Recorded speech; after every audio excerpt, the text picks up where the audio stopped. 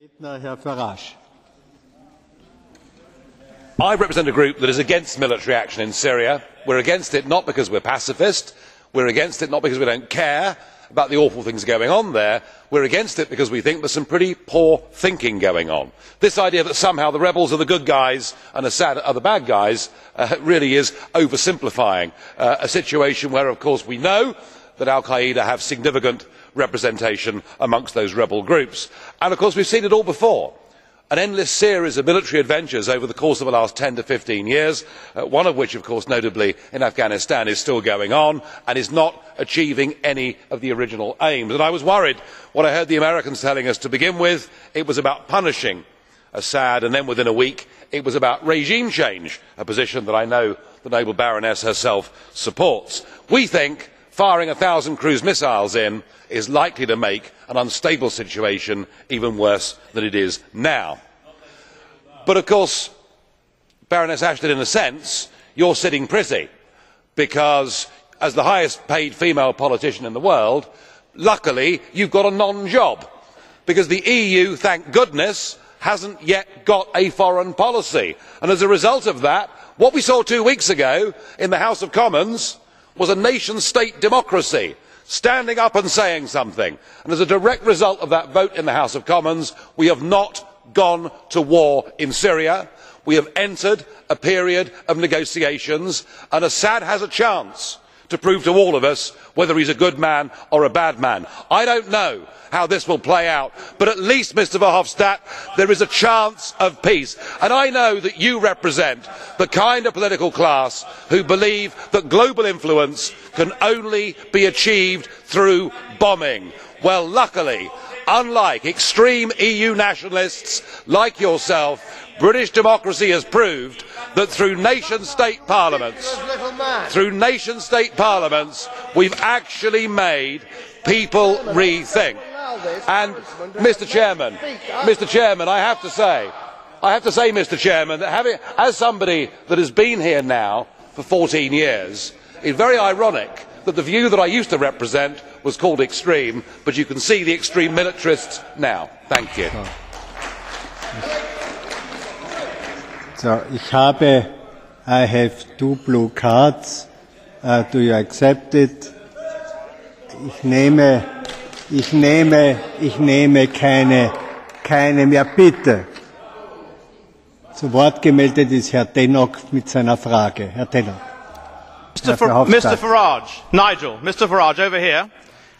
You talked about the good guys and the bad guys. It is not about the good guys and the bad guys. You remember well the battlefields of the First World War. You take a great interest in that war, and you remember the horrors of the use of gas. Would you not accept that a red line has been crossed by the Assad regime in using gas against his own people? And if so, what should be done to stop other dictators and despots using it elsewhere, not just against civilians but actually in military conflict? So what would your response be to the use of a weapon of mass destruction? Sit back and do nothing? Danke.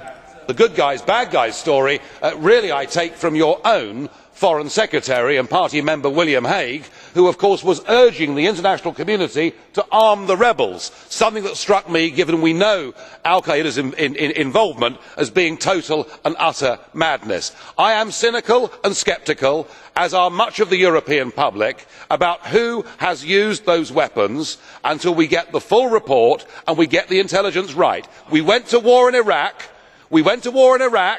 being told that Saddam had weapons of... Why don't you shut up and listen for a change? You really must be the vilest, rudest man in European politics. And you rant on, and the chair lets you get away with it because you're the former Prime Minister of Belgium. Well, there we are. So, Mr Tannock, I understand what you're saying. I understand something ghastly has happened here, but before you take military action, you need to be certain you are going to make things better and not worse. The time is over.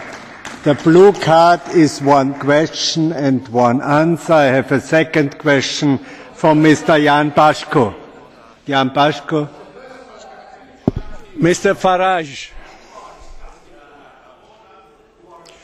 would you stop the chronometer, please?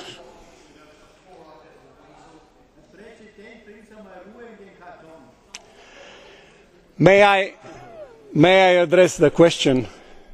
Mr. Farage, I am coming from Romania and maybe living like a pig, as you described the Romanians.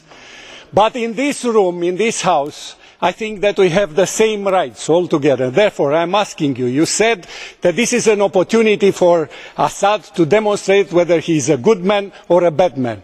Do you think that 100,000 killed there proves him to be a good man? Because I don't. Do you? Sir, I would say this to you. I have never described the Romanians as living like pigs. What I said was the Romanians treat their Roma minority like pigs. All right? So let's get that absolutely clear. You in your country discriminate against a large group of people in a way we have not seen in Europe since the 1930s. All right? Now look, I am not taking sides in this civil war, but I am saying this, that whether it is through the use of gas or whether it is through the use of other forms of high explosives or bullets, there are terrible things happening in Syria. I understand that and I agree with that. But rushing to war, as we did in Afghanistan, as we did in Iraq, was a mistake, and Mr Cameron tried to bounce us into war, and thank goodness the House of Commons has given us pause for thought. Surely that must be a good thing. So, meine Damen und Herren, ich bitte Sie zu bedenken, dass